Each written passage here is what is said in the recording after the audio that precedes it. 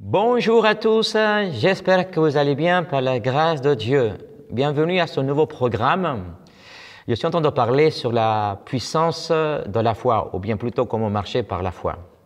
Et le fondement d'un chrétien, c'est la foi. Sans la foi, nous ne pouvons pas nous rapprocher de Dieu, ni plaire Dieu, comme on dit les Écritures en hébreu. Et c'est le quotidien de notre vie. Nous devons apprendre à marcher par la foi, surtout quand nous vivons dans une société très difficile et une société vraiment qui est incrédule aux choses de Dieu. La foi, c'est la première dimension pour marcher dans le surnaturel de Dieu.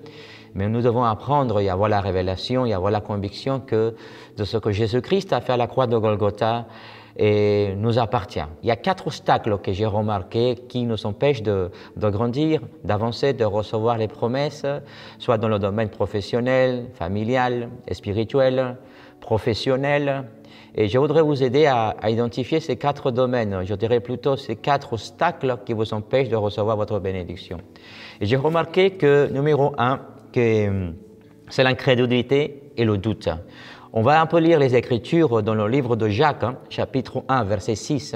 « Mais qu'il a demandé avec foi, sans douter, car celui qui doute est semblable au flot de la mer, agité par le vent et poussé de côte et d'autres. » Aussi, nous avons un autre verset, Matthieu 14, 31. « Aussitôt Jésus, entendant la main, le saisit et dit, « Homme de peu de foi, pourquoi as-tu hésité ?» Une des choses qui nous empêche de recevoir soit la guérison aussi, peut-être tu es malade et qu'aujourd'hui tu as besoin de guérison, tu as besoin de délivrance, tu as besoin des finances, mais pourtant tu crois. Et tu te poses la question, mais pourquoi je n'arrive pas à voir physiquement se matérialiser ce que j'ai demandé à Dieu? Souvent vous croyez pour les autres, mais au moment que vous avez besoin de quelque chose, vous avez des doutes. Mais je voudrais vous dire que le doute, c'est quelque chose qui manque de confiance envers Dieu. Vous devez comprendre que Dieu le Père ne vous laissera jamais dans le désert, dans la sécheresse, dans la maladie, dans la détresse, dans le désespoir. Il interviendra de manière surnaturelle dans votre vie. La situation est que si elle doute au milieu de votre foi, vous n'allez pas avoir de résultat. C'est pour ça que vous devez croire avec tout votre cœur que Jésus interviendra dans votre vie. C'est un grand obstacle. Vraiment et l'ennemi numéro 1, c'est ça. Il tue votre foi, le doute. C'est pour ça que vous croyez aux promesses, vous lisez la Bible et peut-être vous assistez à une assemblée, vous priez, mais vous n'avez pas de résultat parce que le doute va annuler votre foi. Vraiment, vous devez écouter la parole de Dieu, vous affermir dans la parole de Dieu, chasser cet esprit de doute, d'incrédulité, parce que vous devez savoir ce que Dieu a promis dans votre vie, avoir la certitude que Dieu va l'accomplir. Être convaincu que sans douter que vos enfants viendront au pied de Jésus-Christ. Être convaincu que si vous êtes malade, sans douter, tu es guéri déjà. C'est-à-dire que tu dois déclarer, parce que ce que tu déclares va arriver dans ta vie. Mais dans ma vie, à un certain moment, j'ai douté et je ne voyais pas de résultat. Mais j'ai compris que je dois annuler, je dois briser cet esprit d'incrédulité, de doute qui empêche de recevoir les promesses et les bénédictions de Dieu. Aussi, j'ai remarqué qu'il y a un deuxième obstacle qui nous empêche de marcher par la foi et de voir le résultat. Et le deuxième, c'est la peur. La peur, c'est aussi quelque chose de très très important que nous devons apprendre à chasser dans notre vie.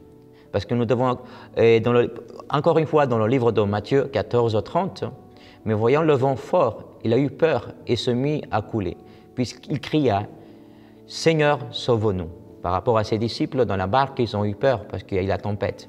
Ils croyaient qu'il allait mourir. Mais ils ont oublié que Jésus était là. Ils ont oublié que Dieu était avec eux.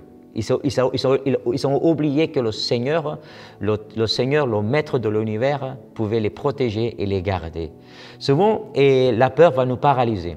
La peur, c'est une forteresse mentale qui est formée dans notre esprit et qui nous empêche de prendre des risques parce qu'on a peur à l'échec, on a peur à l'inconnu, on a peur que ça ne va pas marcher. Peut-être vous avez des projets, peut-être vous êtes très intelligent et vous dites « mais je n'arrive pas à faire un pas de foi parce que j'ai peur. J'ai peur à l'inconnu, j'ai peur que cela ne va pas marcher dans ma famille, dans mon domaine professionnel. » Et il y a quelque chose d'important que je voudrais vous dire par la peur parce que j'ai vécu pendant des années à être paralysé par cet esprit de peur et vous devez l'identifier. qui est en train d'opérer dans votre vie. Et cela va paralyser tous les projets de Dieu dans votre vie. Et comment lutter contre la peur? La peur est un problème qui se présente continuellement en vous.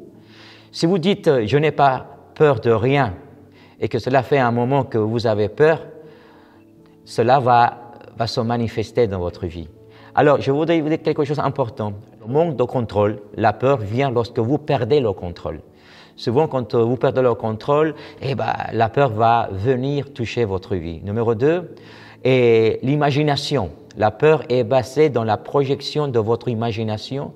Vous imaginez des problèmes qui n'existent pas. La peur est connectée à l'enfer et la foi est connectée au ciel. C'est pour ça que la peur, ce n'est pas de Dieu, c'est une œuvre démoniaque. Donc, des gens ont peur par rapport à l'expérience passée. Les personnes qui ont passé par des choses difficiles évitent de répéter des situations similaires à celles qui ont les blessures, la peur du rejet, la peur à la mort, la peur à l'échec, etc. C'est pour ça que je voudrais t'inviter que tu dois chasser cet esprit de peur. La peur bloque la créativité, les nouvelles idées, le renouveau et le mouvement créatif de Dieu dans votre vie. C'est pour ça que vous ne voyez pas de résultats. Mais vous devez savoir que la peur peut être chassée par l'amour de Dieu. L'amour de Dieu bannit la peur. Votre confiance doit être en Jésus, en l'amour de Dieu. Soyez sûr et certain que votre Père Céleste ne vous laissera pas abandonner. Ayez confiance en Dieu. Chassez cet esprit de peur. Cette peur ne peut pas vous persécuter. L'année 2024 va finir, les promesses de Dieu doivent s'accomplir, les projets de Dieu doivent s'accomplir dans votre vie. Donc moi, je vais prier pour toutes ces choses, pour tous ces obstacles qui vous empêchent, l'incrédulité, le doute, la peur qui vous paralyse, etc. Et aussi, j'ai remarqué un troisième obstacle qui vous empêche de marcher par la foi. C'est le troisième obstacle, c'est le manque de connaissances. La Bible dit qu'à cause de manque de connaissances, mon peuple périt. Dans le livre d'Osée, chapitre 4, verset 6. Mon peuple a été détruit parce qu'il manquait de connaissances. Parce que tu as rejeté la connaissance, je te chasserai du sacerdoce. Puisque tu as oublié la loi de ton Dieu, je t'oublierai aussi.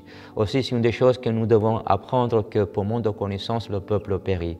Vous savez que si vous n'avez pas la connaissance de ce que Jésus-Christ a fait à la croix de Golgotha, l'ennemi va prendre davantage dans votre vie, dans votre famille. Vous devez savoir que par les meurtrissures de Christ, vous êtes guéris.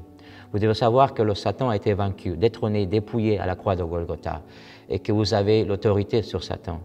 Satan est sous vos pieds. Vous devez savoir que vous devez aussi vous apprendre à lire la parole de Dieu, à avoir la connaissance, à avoir la révélation, à être dans une assemblée, à aller prier dans une église, à avoir un pasteur, à avoir un leader qui vous enseigne la parole du Seigneur. C'est pour ça qu'il est important que nous devons avoir la connaissance et la puissance de Dieu. La connaissance est l'Esprit de Dieu, parce que la connaissance, sans l'Esprit de Dieu, la parole est morte. Mais l'Esprit de Dieu va donner puissance à cette parole que vous avez reçue pour vous et pour votre famille. Donc, et ça c'est un troisième obstacle. Et un autre obstacle qui est important aussi, c'est le non-pardon. Le non-pardon, c'est un obstacle très important à notre foi. Vous savez que dans le livre de Marc, chapitre 11, verset 5, pendant que vous priez, pardonnez. Et si vous savez quelque chose contre quelqu'un, afin que votre Père qui est dans les cieux vous pardonne vos offenses. Car vous ne pardonnez pas, votre Père qui est dans les cieux ne vous pardonnera pas non plus vos offenses. Il est important de pardonner. C'est un obstacle très important. C'est un obstacle qui va faire obstacle à votre foi. Tout ce que vous priez, tout ce que vous déclarez, tout ce que vous demandez à votre Père va monter au ciel, mais Dieu ne va pas le recevoir. Les écluses sont fermées jusqu'à ce que vous pardonnez. Si vous pardonnez à ceux qui vous sont blessés ou offensés, vous allez voir aussi des résultats dans votre vie. Et le pardon, c'est une décision. Je sais que pour certaines personnes qui ont été blessées dans le passé, trahies, déçues, et c'est très difficile. Moi, personnellement, j'avais du mal à pardonner mon père biologique jusqu'à ce que j'ai pris la décision de le pardonner.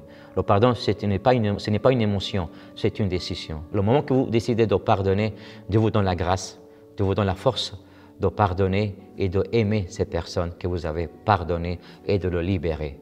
Soyez sûr et certain que c'est pour cela que vous n'avez pas de résultats dans votre vie par la foi. La foi, c'est quelque chose de merveilleux, il faut la vivre dans le quotidien. C'est notre source de vie, la foi en Christ. C'est pour ça que mais nous devons chasser ces obstacles, la crédulité, la peur, le doute, le non-pardon, le manque de connaissance. Enfin, que si vous arrivez à chasser toutes ces 4 choses, vous allez marcher par la foi. Donc personnellement, je voudrais prier pour vous. Là où vous êtes derrière cet écran, partagez ce moment que je vais prier parce qu'il est important que vous appreniez à avoir la révélation que vous avez l'autorité en Christ et que là où vous êtes, vous pouvez recevoir aussi prier pour les autres. Là où vous êtes, je voudrais prier que pour tout esprit d'incrédulité, de doute puisse partir de votre vie.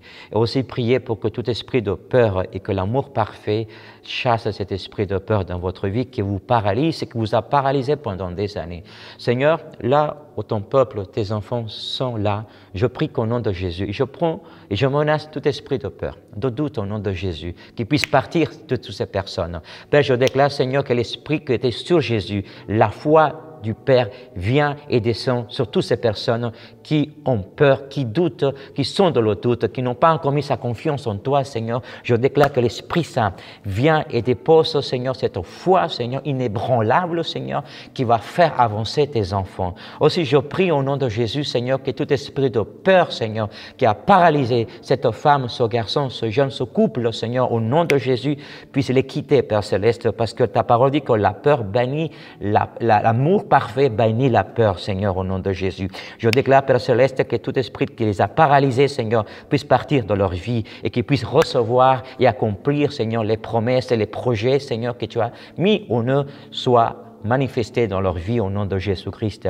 Je prie aussi parce que la révélation, la connaissance, Seigneur, vienne dans leur vie, Seigneur, pour qu'ils puissent avancer, avoir la révélation, Seigneur, ce que Jésus-Christ, Père Céleste, a accompli à la croix de Golgotha, soit manifesté dans leur vie au nom de Jésus-Christ. Je prie aussi pour que toutes ces personnes qui ont du mal à pardonner, à lâcher, à libérer à toutes ces personnes qui les ont blessés, qui les ont déçus, qui les ont abandonnés. Je déclare que maintenant, Seigneur, je prie pour qu'eux prennent la décision, Seigneur, non par une émotion, sinon par la conviction que si tu leur as pardonné à la croix de Golgotha, aussi eux, ils doivent pardonner. Et je déclare qu'au nom de Jésus, que tu leur donnes la force, la grâce pour qu'ils prennent la décision de pardonner son père, sa mère, sa sœur ou à quelqu'un qui les a blessés, Père Céleste. Et je prie qu'au nom de Jésus, Seigneur, et que maintenant, Père Céleste, l'obstacle, ces 4 obstacles, Seigneur, qui faisaient face à tous ces frères et sœurs qui étaient là, Seigneur, je déclare qu'au nom de Jésus, ces 4 obstacles sont partis au nom de Jésus-Christ. Merci, Père Céleste, reçois toute la gloire et toute l'adoration. Restez connectés tous les dimanches à 10h et à 18h par nos réseaux sociaux. Soyez bénis, à bientôt.